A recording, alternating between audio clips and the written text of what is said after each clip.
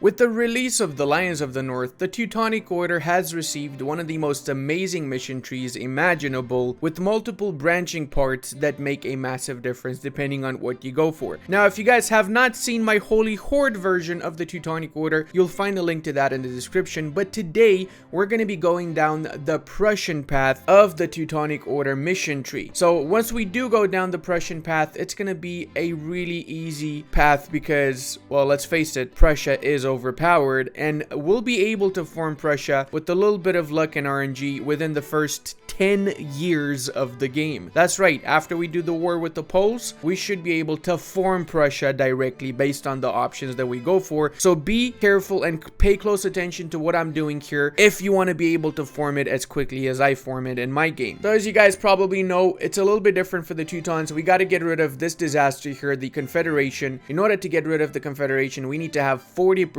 crown lands and at least one stability, as well as no rebels. So because of that, we're not giving the +1 mana points just yet. We're gonna give these privileges after we've gotten rid of the Burger disaster, the Danzig disaster, whatever you want to call it. We will be giving out the religious diplomats privilege so we can get 25 relations with all the Catholic nations in the world, as well as the private trade fleets, patronage of the arts, and the supremacy over the monastic order. We'll be giving out the advisor cost reduction privileges later on after we've actually gotten one stability, and we will also be recruiting a military advisor for the time being. We'll get the other two advisors soon also, but not just yet. Make Poland our rival, Lithuania, and I guess Denmark as well. We're also going to be getting a military alliance with the Livonian Order, and we're going to start improving relations with the Austrians. We need to get 100 relations with Austria in order to join the HRE, essentially, because we need to join the HRE in order to form Prussia within the first 10 years, like I was mentioning. We also start with 10% professionalism, so we're going to be slackening this professionalism since we will be recruiting mercenaries, and we would have lost the professionalism anyway when we recruited the mercenaries.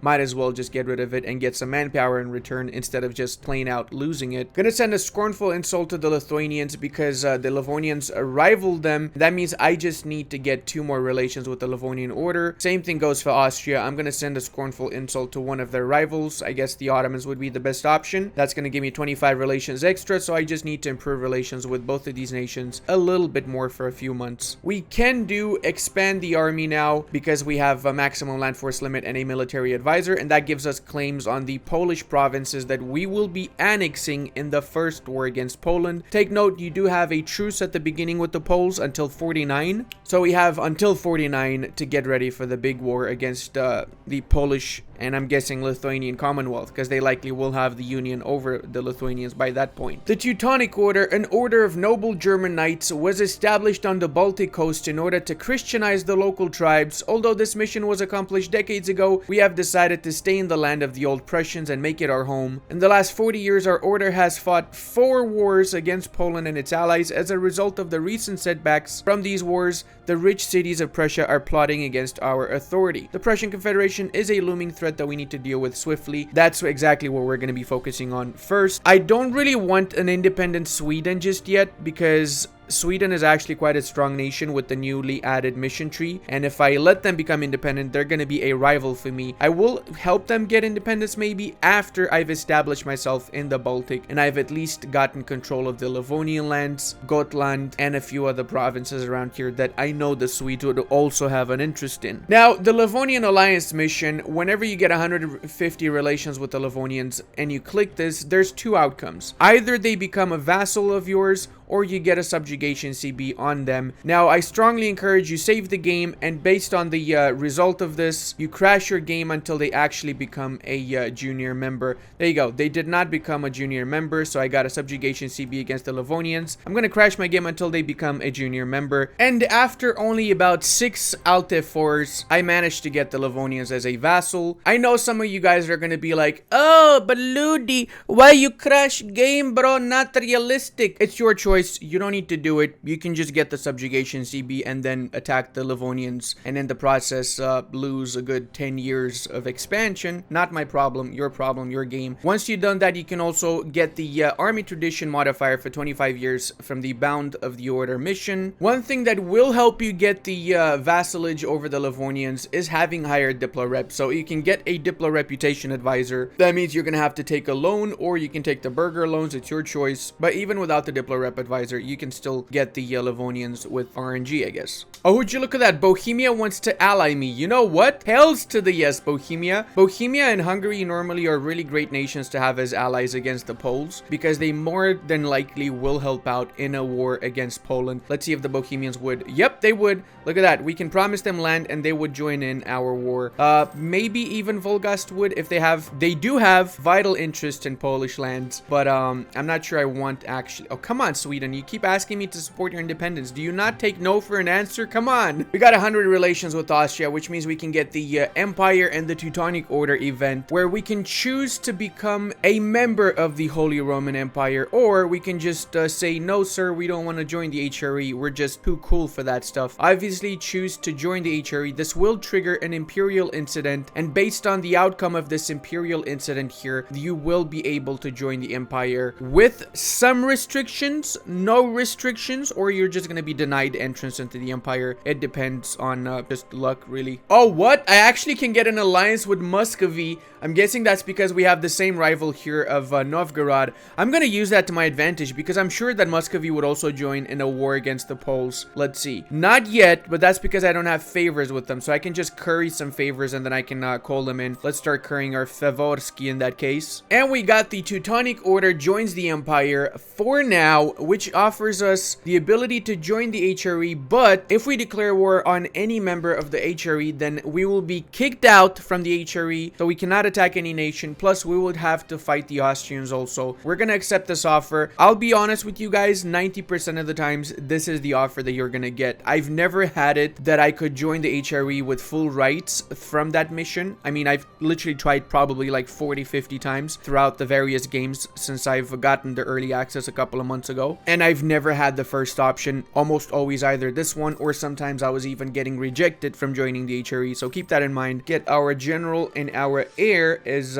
generals. Did I say our general and heir? I meant to say our leader and heir. The Rise of the Knights, unique to the Teutonic Knights here, reminding them of their battles against the Lithuanian pagans, which now are Catholic as far as I know, offers us 10% morale of armies, army tradition +1, as well as a bit of army tradition flat and manpower, but we lose 100 admin points. However, this event is going to be of massive help in our war to come against the Poles. Considering that Poland actually allied Mecklenburg, I'm going to be getting Volgast as an ally in the hopes that they're going to help me against Mecklenburg in the war if they decide to join. Fingers crossed. Make sure before you declare the war on the Poles that you handle the Confederation. That means you gotta seize Crownlands a second time in 49, 5 years after the start date. If you don't have enough Crownlands for some reason, you can also just develop provinces. It is what I did actually. I developed a few of my provinces to compensate, and that basically gets rid of the disaster. You never have to worry about Danzig breaking away, and then you just focus on killing off the Poles. We didn't get enough curry favors with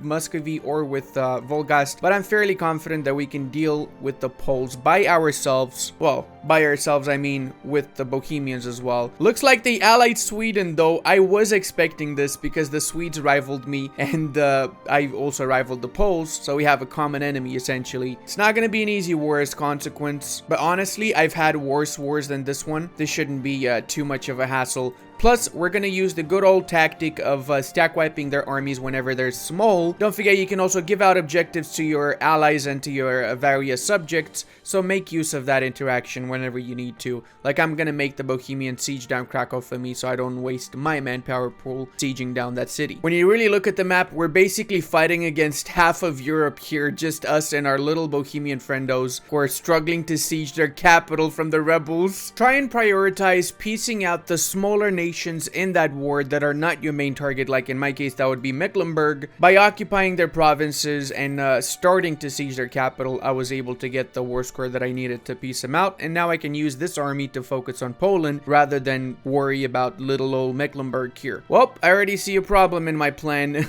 Bohemia managed to get control of Poznan, and I won Poznan, so I have two options. Either I give them Poznan and Kalis and then I take it from them later, or I just leave these with the Poles and I take it later. Let's go, boys. The biggest battle of our century is about to start here. We started this strong with the 2 dice roll, followed by a 7. That's not bad. The 7 is actually quite strong. And a 1 and a 3. What amazing dice rolls. We still won. Obviously, that was our defense that we had in the fort of Osterod. Plus, we got better troops than them. Everybody knows Teutonic units are way better than, what is this, Moldovans? Come on. Oh boy, Denmark just declared war on the Swedes with the restoration of Union. Wow, okay, that was really unexpected. Sweden only has 4,000 units, so I'm pretty sure Sweden is going to be willing to peace me out very, very soon once the Danes start sieging them down. And we got 10 favors, which means we can call in Russia or Muscovy. I'm not going to do it yet, though. I feel like I can win this without the help of the Muscovites, but if it does go south, then I definitely will call them in. Why not, right, if I have them available. Also, boys, we just managed to trap the entirety of the Polish army on the island of Osel because we control both of these provinces here, and we have the sea tile.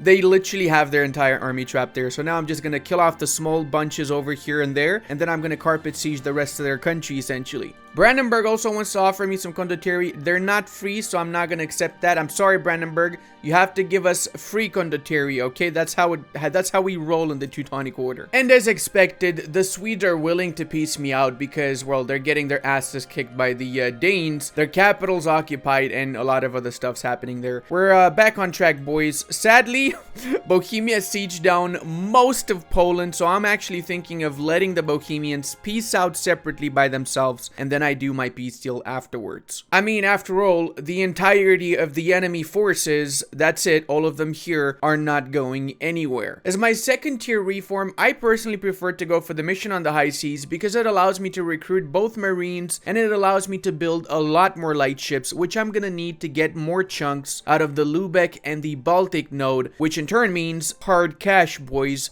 because trade is where it's at when it comes to economies in this game. Oh, this is not good. So apparently the Ottomans also attacked the Poles because they smelled the weakness. That's how it happens, boys. When the Ottomans smells that you're weak, that's when they strike. You gotta be careful with them in your games as well. Oh my god, seriously? 103 Yetius Teutonicus. Perfect name. You're gonna die very soon, bro. I can wait for a little bit longer for these guys to peace out, but I don't think that's gonna happen, and I really need to get my mission going. I said I'm gonna form Prussia in 10 years. We're already 5 years behind track here. Oh, actually, no, we're 2 years behind track because we started in 1444, right? 1444, 1456. Yeah, mathematics has never been my strong suit, some of you might have noticed, but it's a fair chunk in my opinion, and it allows us to do our next mission, which is defeat the Poles. After we've clicked this button, we have the option of choosing the Prussian mission path or the Crusader mission path. You will have a link to my Crusader path below, which some of you probably saw already. Now let's go with the Prussian path and look at this juicy Prussian reforms here. I mean, we got basically an army with the state, as they used to say back in the Renaissance times, right? About Prussia. I guess it would be colonial era. It's hard placing the Prussians in time, isn't it? Because they didn't really do much colonization, if you don't count the east of Europe, basically. Now, we will be selling crownlands, and we're doing that because then we have above 60% loyalty for all of our estates, and it means we can do the Order and the Empire mission, for which you require above 60% loyalty for all 3 of your estates. Also, don't forget to give out the +1 mana privilege and seize the crownlands right after that as well. We're gonna be having some issues with autonomy, but not to fear. We'll fix our crownland situation fairly soon. Now, you do have 3 options here, boys. We got the Holy Roman diplomatic path, which is the one for pussies. I mean, for diplomatic players, that's what I meant. Then we have Germany is an easy target for expansion for the Chad Lord HRE expansionist enjoyers. And the politics of the empire are none of our problem. or our business. Essentially, we're going to be Prussia, but we're going to be focusing on conquering the East. Good old German style.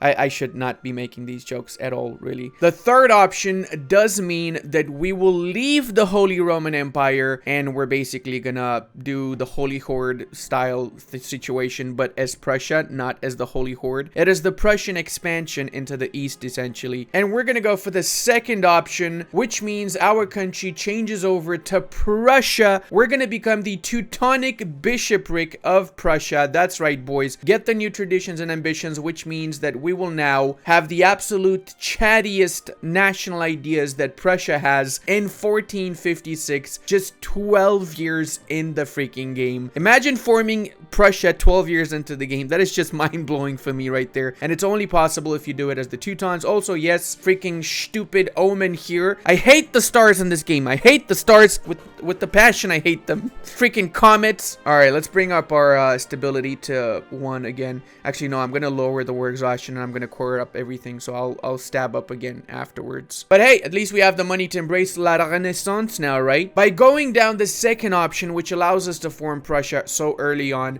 we also unlock the rest of our mission tree here, which essentially revolves around conquering the historical Prussian lands of the HRE. We get claims on most of the HRE, and we are essentially going to be going down the Bismarck path here of an Iron Empire, which will give us some insane modifiers, as well as the event The Rise of the German Empire later on, once we have done pretty much all of these missions here. Of course, this is not super blobby, this path of the Teutonic mission tree, because the blobby one is the Holy Horde one, but this one is honestly super enjoyable, and it does revolve around conquering the HRE and basically destroying it from within, forming as consequence the Greater German Empire. Wait, is it called the Greater German Empire? No, I guess the German Empire. I think that there probably was another empire that called itself the Greater one. I should not be referencing right now. Take note, remember at the beginning when we joined the HRE that we had some restrictions. We do not have those restrictions anymore because we are Prussia. Those restrictions apply to the Teutons, so that means we can attack now, for example, Brandenburg. And actually, you know what, I'm gonna do that right now. Let's attack Brandenburg, boys. They got some of their provinces over to other nations, so that's good for us. It means we can vassalize them and use them for their reconquest CB afterwards. And did I just notice Volgast completely ate out Mecklenburg? What's happening in the north here, man? Emperor's giving back provinces to Brandenburg. I'm not happy with that. It's gonna be a lot harder to vassalize them now. Actually, I'm wrong. Only 30 aggressive expansion for vassalizing Brandenburg. That is 100% worth it, man. And of course, the Russians, sneaky, are starting to eat up the Lithuanians now that I've made them nice and plump here, weakened them as schnitzel. This really feels like the partition of Poland a few hundred years earlier, and between the Muscovites and the Ottomans, rather than Prussia, Austria, Russia. And it's time for piss in our times, boys. The best piss in the world. 33 aggressive expansion for taking Brandenburg is really not much in my opinion, since Brandenburg is also an elector. And now that we do have Brandenburg, we can do this mission, Conquest the Margravat, or whatever you pronounce it. I know I've butchered that massively, which offers us a little bit of manpower. Not overwhelming, to be fair, but it is what it is. Next up, we got to take the Silesian lands from the vile Bohemians, biggest scumbags of them all, of course, because they tried to take these provinces from us. Otherwise, they would not have been such big scumbags. But hey, you know, it is what it is. And we also have 1 stability from whatever the hell that event, as well as Königsberg is now the Diamond District. We got faceting spawned in here because we had all the prerequisites, and that means that this province here is going to give us a lot more money now, since these gems with the 0.5 goods produced is the equivalent of having an extra 2.5 production development here, and it also boosts up our trade value. Also, I had defensiveness edict, so I'm going to cancel this and I'm going to change it with the protect trade. Same here. This will increase the amount of trade that I have in the Baltic node, which right now is mostly owned by me, my vassal, and Sweden. That's pretty much it. Don't forget to also lower the autonomy everywhere you can lower it. Less autonomy means more income, manpower, and and land force limit. I'm also gonna have a quick war against Magdeburg and Rupen because they own provinces that belong to my vassal Brandenburg, and we gotta give these back to my beloved Brandenburg boyo, of course. Okay, seriously, what is up with these errors, man? 020103, what is happening here? So obviously we're gonna make the peace deal with Magdeburg directly. We're gonna give these 3 provinces to our Vasalski, and we're gonna take all the money we can take from them, as well as we're gonna make them our 3rd vassal. And hear me out why. Magdeburg is actually not a bad country to make a vassal out of, and it's not that much aggressive expansion either. It's like 17, but the best part is that even though it's 17, this nation has some really great provinces, and these provinces we're going to be integrating eventually, so they're going to be our provinces. Plus now we can start integrating the Livonians, followed by Brandenburg, and eventually Magdeburg too. Don't forget to give out the strong duchies privilege whenever you get 2 vassals. It will help you keep your vassals in check, and it's going to give you 2 extra diplo relation slots, so you don't need to worry about losing diplo points from having too many diplo relations. Also, holy mother of God, the Ottomans just completely wrecked the Poles. Poland's literally gone from the first part of the game. It's absolutely insane and a little bit scary, not gonna lie. Galicia Volhynia is also independent, so I might try to make a buffer state here. Maybe I can eventually diplo vassalize or conquest wise vassalize the Volhynians and use them as my buffer state. I really like how structured the mission tree is when you go down the Prussian path, because essentially it does lay out the exact expansion path that you should have. So once you have 8 provinces in the Pomeranian area, you get claims on the northwestern part of Germany. Once you get the northwestern part, you get claims on the central part, and so on, with eventual permanent claims on all of Germany, which means 25% cheaper to core this stuff, and that's a lot of admin points if you really add it up together. And it looks like Burgundy fell in a union with the French, and that's not really great for me because now France is basically a massive blob to the west of Germany. Oh my lord, we already see the big bad boys for the middle part of this campaign, with the French to one side, the Ottomans to the other side, and the poor old Germans trying to defend themselves against these vile people from the sides. Also, I started culturally converting everybody here because, let's face it, Lithuanian is a very small culture group. And because I lost the separatism from the mission also that you get, I could easily just start converting these boyos to my culture. I'm doing the same to the Poles that I have here. Eventually, everything's gonna be Prussian in this country, let's face it. And it looks like it's a war between Austria and France because the French did not want to release the lowlands as HRE princes. They're basically trying to hog the entire western part of Europe here and keep it for themselves. With the new rebalance of ideas and the recent patch, it's gonna be different from your standard games. We're not going to be going for quantity anymore. Instead, we're going to be going for divine ideas first, which has a great mixture of everything that we need, including dev cost reduction. It makes our units stronger with fire damage received reduction, as well as morale of armies, leader cost -10, and cost of reducing war exhaustion, culture conversion cost for all of you culture conversion enjoyers, national unrest, as well as manpower in true faith provinces. This is basically the same like having quantity ideas with defensive ideas and economic mixed up into one massive idea set. So obviously that's going to be our first idea set, and we're going to try and fill these bad boy up as soon as we can. To avoid getting the -3 diplo reputation hit whenever you integrate your vassals or various subjects, make sure that you actually give out the nobility integration policy. This is a great privilege because it also disappears by itself after you've integrated all of your subjects, so you don't need to revoke it. And it looks like we founded the Prussian Navy, which, you know, Prussians were renowned for their navies, of course. Everybody knows this, right? And now it's time to culturally convert all of these areas as well, since we're at it, right? There was never anything else except for Prussian in the Baltic area. Come on, guys. Everybody knows this. Just ask your local history teacher from 1941 Germany. So, boys, if you want to see the continuation of this campaign as the Prussians, let me know in the comments below. If we get 10,000 likes in the first month after this video comes out, we'll do that. And until the next time, check out this awesome Holy Horde Teutonic Path video. And I want to give a massive thank you to all of my patrons, channel members, and Twitch subscribers. I would not be able to do this without all your support.